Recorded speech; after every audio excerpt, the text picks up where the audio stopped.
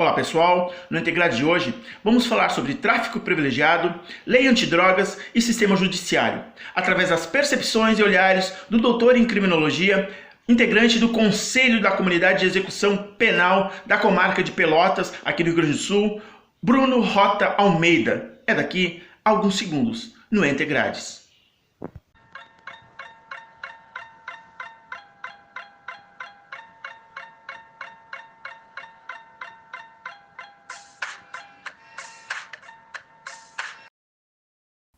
Olá pessoal, o tráfico privilegiado é uma causa de diminuição de pena prevista no artigo 33, parágrafo 4º da Lei de Drogas, Lei 11.343 de 2006, que diz o seguinte: nos delitos definidos no caput e no parágrafo 1º deste artigo, as penas poderão ser reduzidas de 1/6 a 2/3, desde que o agente seja primário, de bons antecedentes, não se dedique às atividades criminosas, nem integre organização criminosa. É importante dizer que não se trata de uma figura privilegiada, e sim se trata de uma causa de diminuição de pena. Embora se mencione que seria este tráfico um tráfico privilegiado, nós não estamos diante de uma figura nova tipificada na lei, e sim de uma causa de diminuição de pena, que tem como requisitos para ser aplicada ser o agente primário, ter bons antecedentes, não se dedicar às atividades criminosas, nem integrar organização criminosa. Também é importante dizer que não se trata aqui de um crime hediondo, conforme posicionamento do Supremo Tribunal Federal. A modalidade privilegiada do tráfico de drogas não se caracteriza como um crime hediondo. Também, por essa razão, dependendo da aplicação da pena, é possível a fixação do regime aberto como regime para início do cumprimento da pena. Também, nesses casos, a própria prisão preventiva ela vai ter um outro cuidado, porque não se trata aqui de um caráter hediondez do delito, e também a possibilidade de substituição da pena privativa de liberdade por restritiva de direitos. O tráfico privilegiado influencia na seletividade penal. Por quê? Porque não é só o tráfico privilegiado que vai influenciar na seletividade penal, mas é todo o conjunto da política criminal de combate às drogas que influencia para a seleção das pessoas, dos inimigos da sociedade. Essas pessoas são selecionadas por um sistema racista, por um sistema machista, e essas pessoas elas se colocam em posição, muitas vezes de usuários de drogas, que, diante da sua situação, do seu contexto, para ter acesso a uma droga, acaba participando de uma maneira mais profunda, mais direta, do próprio tráfico de drogas. Às vezes é um caminho para se alcançar a droga.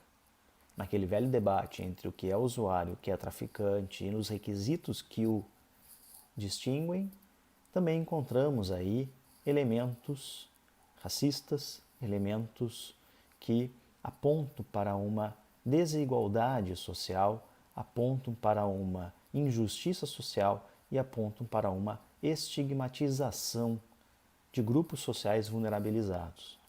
Também nesse espaço, sim, há uma seletividade penal.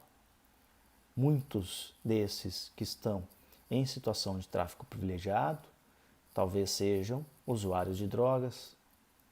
Eles estão aí como traficantes, mas numa forma de atenuação, de redução de pena, pela circunstância, por respeitarem aqueles requisitos que o dispositivo traz. Mas seriam, se observadas as situações concretas, talvez usuários de drogas, muito mais do que traficantes. O tráfico privilegiado, sim, contribui na seletividade penal, mas não só por ser tráfico privilegiado, porque toda essa composição, como dito, da política de combate às drogas, ela se direciona para uma seleção dos grupos sociais mais vulnerabilizados. Se já há uma resistência da aplicação do próprio tráfico privilegiado pelos tribunais brasileiros, também há uma resistência ainda maior de entender certos casos como simples usuários de drogas, onde a pena privativa de liberdade não poderia ser, conforme a legislação, aplicada. O sistema judiciário com equidade racial, ele pode contribuir para um enfrentamento do encarceramento em massa, que está realmente fora do controle. Um encarceramento em massa que violenta, que vulnerabiliza os grupos sociais. Ocorre que o judiciário, ele não costuma a ele interessar o fato, e sim o perfil da pessoa, e sim o autor. O direito penal do autor, ele é muito presente quando se está discutindo o tráfico de drogas. E não falo aqui de um poder judiciário brasileiro ou outro poder judiciário. Falo da própria construção do direito, da própria ideia do direito, do Estado de Direito, quando deixou de fora, já lá no século XIX, grupos sociais. A noção de cidadania, a noção de dignidade, ela não alcançou diversos grupos sociais. Aqui no Brasil, não chegou lá as discussões iluministas, liberais, não chegaram aos negros, não chegaram aos povos indígenas e tampouco chegaram às mulheres.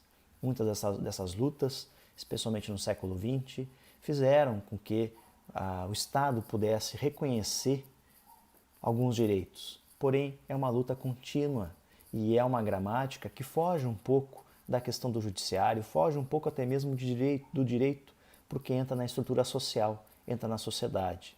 Né?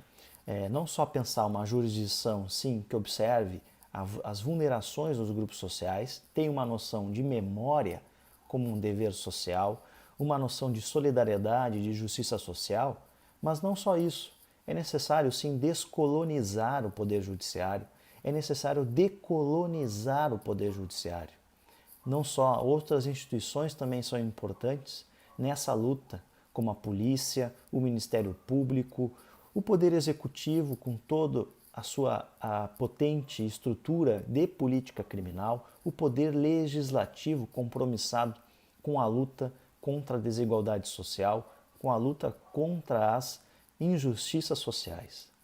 A estrutura social, ela precisa ser mexida, ela precisa ser combatida, os alicerces da estrutura social. As gramáticas que vêm da escravidão, que trazem uma gramática de racismo, de preconceitos, e também uma gramática patriarcal, patrimonialista, elas devem ser superadas para se pensar numa nova resposta a uma política criminal que seja humano dignificante. O chamado fetiche da mentalidade jurídica é achar que a lei é capaz de mudar uma realidade social. A lei antidrogas, ela é preconceituosa porque reproduz os caracteres da sociedade que afunda. Uma alteração nessa lei não vai apresentar uma alteração de um recorte racial da população carcerária. O tráfico de drogas hoje é, sim, o tipo penal mais presente entre as pessoas presas. É, talvez, a lei que mais caracteriza o racismo e as desigualdades sociais no nosso país. O combate às drogas, o proibicionismo, leva à criação de inimigos públicos, leva à instauração de verdadeiros sacrifícios, da criação de bodes expiatórios que devem ser eliminados pela sociedade. O inimigo é o traficante. Porém, também, essa luta não se faz só por uma alteração legislativa. Isso está diante de uma estrutura social racista, patriarcal, patrimonialista, a base do alicerce social. Uma mudança na legislação não é capaz de produzir uma alteração na realidade social. É necessário que uma política criminal enfrente um problema desde um outro viés, que enfrente um problema a partir da harmonia entre as instituições. Não só Poder Legislativo, Poder Executivo, Judiciário, instituições públicas como Polícia, Ministério Público, devem abordar, devem lidar com esse enfrentamento de uma forma equilibrada, de uma forma harmônica.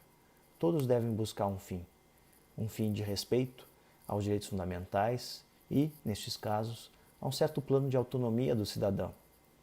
A lei antidrogas e a política em torno dela contribuem para o encarceramento em massa e para a seletividade penal. Uma luta contra esse aprisionamento, contra essa vulnerabilização, passa necessariamente por uma luta contra as desigualdades sociais, contra as formas de violência do nosso cotidiano. Um verdadeiro rechaço que deve ser feito aos pisoteamentos nos confins das injustiças.